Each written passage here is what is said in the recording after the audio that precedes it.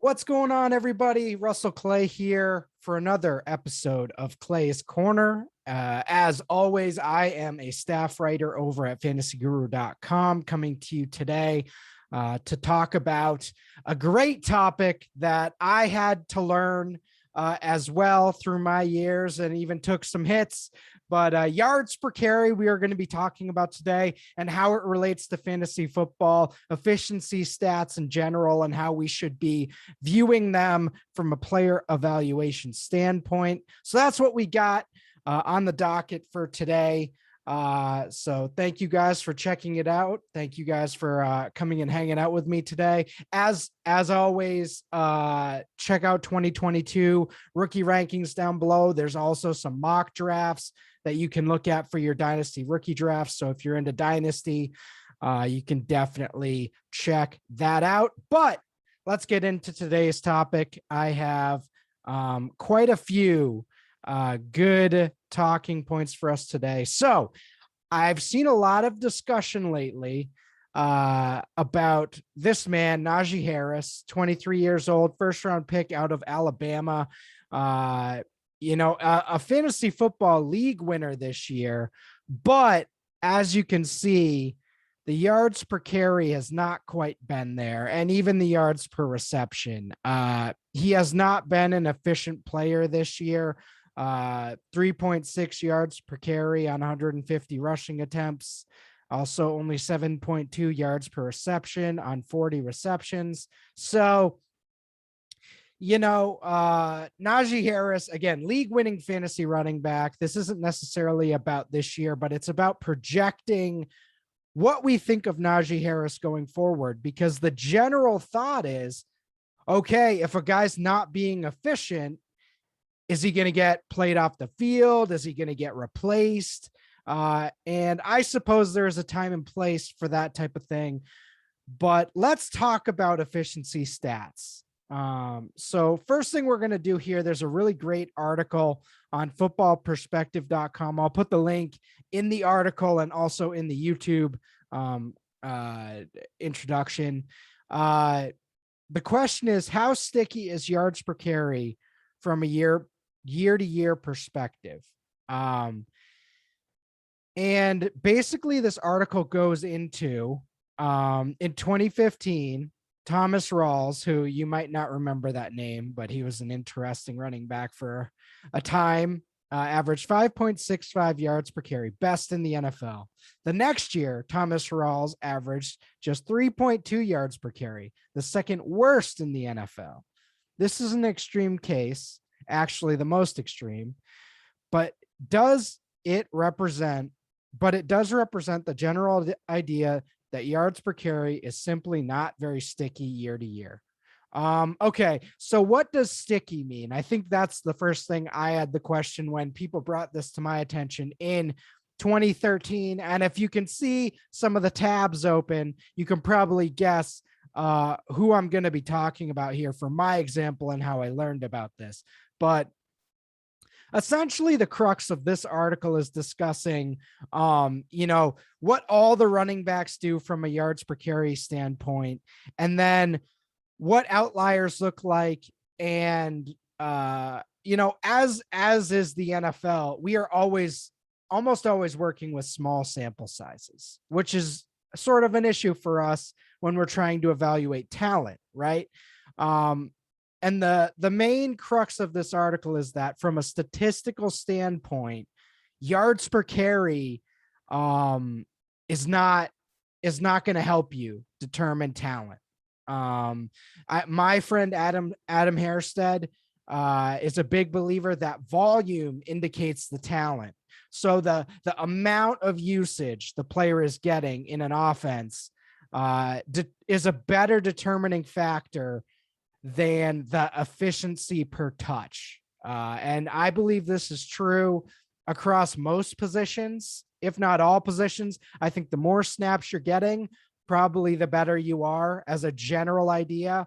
Now, of course, there is some variance here. Some players who get small sample sizes and are incredible on those small sample sizes sometimes are great. And if you want to check out this article, I suggest doing so. This is really getting in the weeds here. I'm going to keep it a little lighter for this article, but just think about it this way. They did the math. They looked into this, all running backs. And basically what it says is from year to year, it is very, very a running back's efficiency is very sensitive to all the factors around them. So the head coach, the quarterback, the wide receivers taking attention away from them, the offensive line, the tight end. Is the tight end a good blocking tight end or not? And so all these factors are so sensitive for the running back, because if any of them falls apart, say, the Seattle Seahawks this year, their running game fell apart when Russell Wilson went out. I'm sure it will get better once he comes back, things like that. So if you want to look deeper into that, check out this article. But if you're good with those basics, that running backs are affected by their offensive situation, we can move on. All right. So now next I have up, here's the all-time rushing yards leaders, right? And I think the league average for yards per carry is around 4.1 to 4.3, depending on the year and era. Obviously, we're dealing with a bunch of different eras here. The 90s to 2000s, the 70s to 80s, 2005 to 2020. Shout out Frank Gore. So when you look at these, you say Emmitt Smith, Walter Payton, Frank Gore, Barry Sanders, Adrian Peterson, right? Look at the high variance in yards per carry. Now, I used to want to make the argument that a better yards per carry meant the player was better. And in the case of Barry Sanders, that might be true because he was just an incredible outlier. But over the course of a player's career, especially with these high volume guys, they're going to go through so many different offensive situations that this is mostly going to average out. Over an entire career, this is almost always going to average into this 4.1 to 4.3 or 4.4 range. As you can see here, most of these guys are in that range. We have a guy like Adrian Peterson who, ran a 4.3 and was at 220, 230 pounds. That type of guy and an exceptional vision, exceptional player. It probably makes sense that he was able to sustain something a little higher end. But then you look at a guy like Jerome Bettis, right? 3.9 yards per carry. You say, okay, he sucks. Or he's not worthy of being around these guys. He just got there on volume. But what I would say is, how did he get that volume? How did he continue to get that volume? So I think and what type of role were these guys playing? Jerome Bettis was basically a fullback goal line rusher, getting those 1 or 2 yard goal line touchdowns at the end of his career. That is going to bring your numbers down. So that is the type of thing we have to look for. What roles were these guys playing? Emmitt Smith was an all-purpose everything guy, but he was also the main rushing touchdown scorer for those Cowboys teams. I think we have to look at the context here of, all right, number one, how good is the player? How big is their role, and how are they being used? All those things also affect yards per carry. So as you sort of look at this deeper, you're saying, okay, so running backs are sensitive. These numbers are going to shift based on offensive line, quarterback, the talent at the other skill positions. And it's also determined by the role this player is in their offense throughout their entire career. Now, sometimes a player is not very good for the NFL level. There are some situations where a player is not good, has low efficiency, and then they get replaced. But what we're going to talk about with these next few guys is guys who showed real talent but were either not in positions to succeed yet or had circumstances that didn't necessarily warrant high efficiency yet. So Le'Veon Bell is where I learned this lesson. And I am not ever going to make this mistake again. I think he got drafted in 2012, right? No, 2013. So Le'Veon Bell basically got into a featured role in the second half of his rookie season. And I guess we can take a look at that. So he basically didn't play the first couple of games, and then he got in there and he was just getting slammed at the line all rookie season long. Look at that. 2.3 yards per carry, 1.85, 2.59, 2.0, 3.48, 2.38. And he was also a guy that I watched at Michigan State and said, nah, I don't think this guy has it. However, you know who thought he had it? The Pittsburgh Steelers. Look at this usage, especially down the stretch. 23 rushing attempts, 23 touches, 20 touches, 29 touches, 27 touches. So he was getting enormous volume. He just wasn't efficient on the rushing attempts. 3.5 yards per carry in his rookie season. Now, but because I came into that year with sort of a bias saying, he's not that good, I took that 3.5 yards per carry to say, all right, he sucks. I was right. This is over.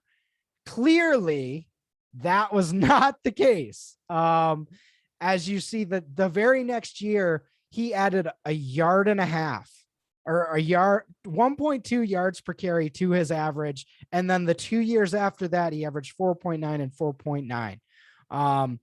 So, number one, he was a rookie. He was working out the kinks in his own game. The offensive line got better. Antonio Brown turned into a superstar. Ben Roethlisberger was still in somewhat of a prime. And this guy turned into a superstar of his own because he had not only the talent, not only the volume and role, but he had this perfect scenario to make his efficiency go up.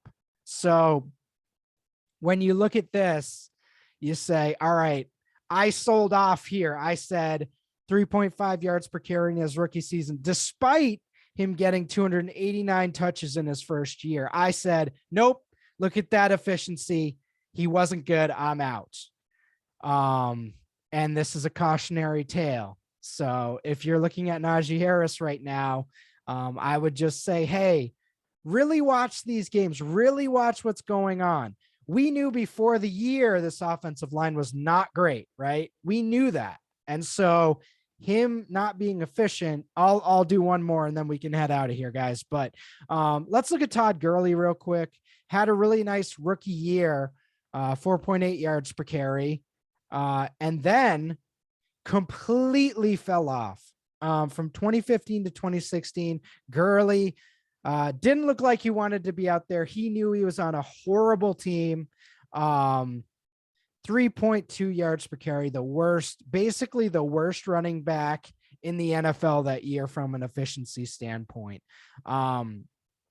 He had 321 touches, but he could only muster up that 885 rushing yards on 278 attempts.